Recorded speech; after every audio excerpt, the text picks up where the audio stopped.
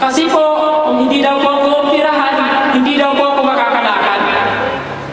At siya po, kung nakikita nyo naman po, grabe talaga. Ngayon po, tinanong ko yung doktor ko kung magkano po ang operasyon para sa akin. Ang sabi po sa akin ng doktor ko, option A, kailangan mo ng 65,000 para lagyan natin niya ng stent wrist para tuluyan ka makalakad. Nagdilim po yung paningin ko. Kasi po, para po ako mag-collapse, wala po kasi ako 65,000 noon. Tinanong ko pa po yung doktor ko sa BMC. Baka daw mayroon pang ibang paraan. Ang sagot naman po sa akin, option B. Kailangan daw po, isiminto na lang sa halagang 15,000. Hindi ko pa rin po makaya. Kaya po muli po ako nagtanong sa kanila. Ang sagot po sa akin, tinanong ko sila kung mayroon pa na ibang paraan. Ang sagot po sa akin, mayroon pa, option C. Umili na lang daw po ako ng para ang atake nila. Pero hindi daw po makasisiguro sila kung makakalakad ako at kung magdudugtong po ang buto ko. Hindi daw po sila makasisiguro kung makakalakad pa ako.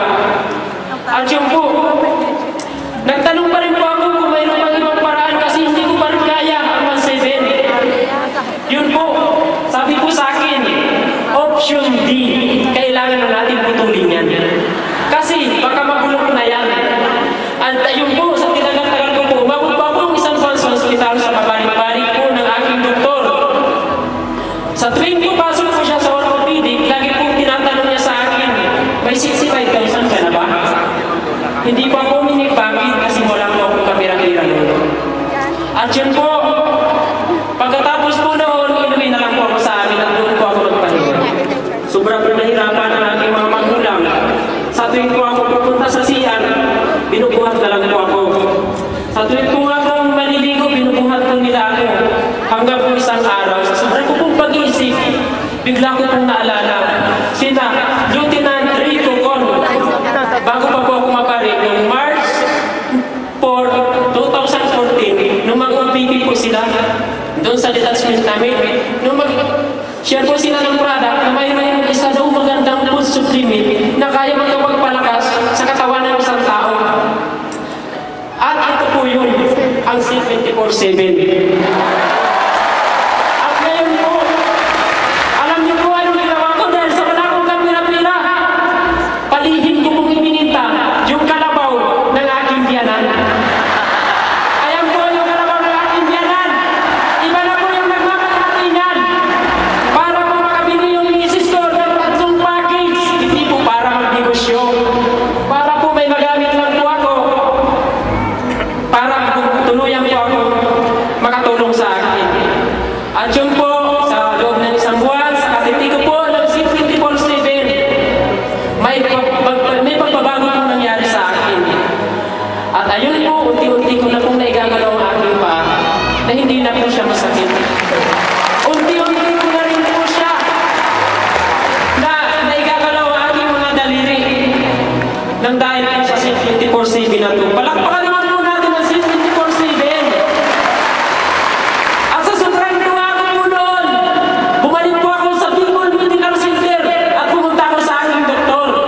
Ang sabi ko po, nagulat po yung aking doktor. Alam niyo po anong tanong sa akin? Magpapa-opera ka lang din pala, bakit sa Maynila pa?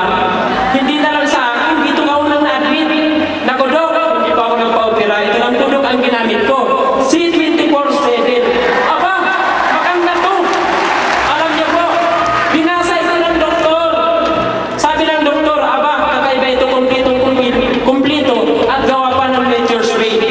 Alam niyo po anong nangyari doon? Bumili po sa akin ng 5 vaccines, doktor sa BMC. At iniresita na rin po doon sa mga pasyente niya doon. At sa pabalik-balik po sa BMC, may isa po akong matandang nakilala doon. At hindi na rin po malaman kung ano yung sakit. Lumalaki po yung tiyan, pasintabi na lang po. At yung po, binintahan ko po ng C24/7. Ayaw niya maniwala. Pinakita ko yung x-ray ko po. Pinakita ko yung x-ray ko. Ayun. Sabi ko, nakakalakad lang po ako. Minum lang ako nito. Bumili po siya. At yung po, pagkalipas po ng 2 linggo, hindi po ako bumalik sa BMC. Yun nga lang po, wala na siya. Hindi po dahil namatay na siya. Wala na siya dahil gumaling na siya. Dahil po sa 24/7 at nakauwi na siya. Ganun po katibay ang ating product ng 24/7. Kaya po inulit ko, palagpakan naman po natin. At yun po, kakasishare ko po ng product, may mga maganda pong nangyari sa buhay namin. Yun nga po, bilang po isang ama na kagaya ko, napakaganda pong isip-isipin na uminom ng gatas ang anak mo na nakangiti sa'yo. Napakaganda pong isip-isipin yun. At lalo ko pa pong sinipagan. At ayun po, sa sobra po pong sipag sa kakasishare ng product, nakabili po ako ng isang napakagandang sasakyan. At alam niyo po, sa sobra ko pong sipag, nakabili po ako ng napakagandang sasakyan. Isa po ang motorsiklo.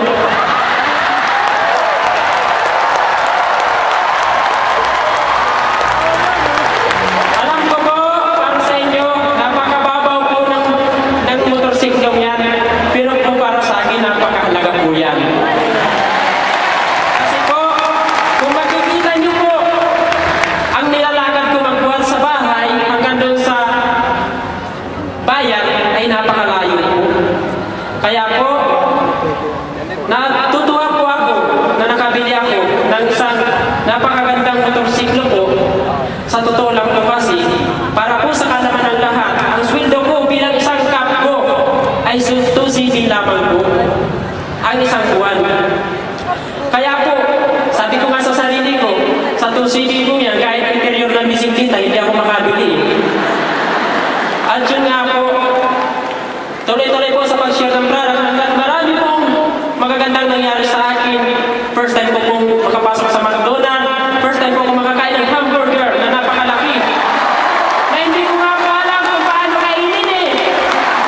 Kasi sobrang laki. At first time ko rin po makapunta dito sa Maynila na private yung sasakyan. First time ko po pumasok sa napakagandang hotel. Ang dami ko pong first time ko po makakausap ng napakadaming tao. Wow, eh!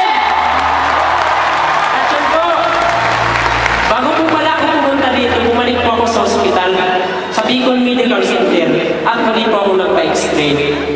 At yun po, kung nakikita niyo po, totally, hindi po yan, pero kumapit na po, tumibay na po. Tinanong ko po yung doktor kung kailangan pa ako operahan, ang sabi niya sa akin, hindi na. Kasi tumibay na siya. Lumakas na siya. Sabi sa akin, gawa ng iniinom mong 24/7. Grabe po, kaya po magtitingnan niyo. Ito po yung may tama ko. Tingnan niyo na lang po. Kayang-kaya na po. Makakatiwin po ang ating 24/7. Palakpakan po natin muli. Pili mo na nga po hamunin si Sir Francis na bigyan ng takbuhan ni ano sir. Takbuhan tayo. At yun po, nagpapasalamat nga po pala ako unang-una kay Lord. Dahil nakilala ko ang M-Global at ang produkto ng C24/7 na kung hindi po dahil sa C24/7, wala ako po ngayon sa harap nyo.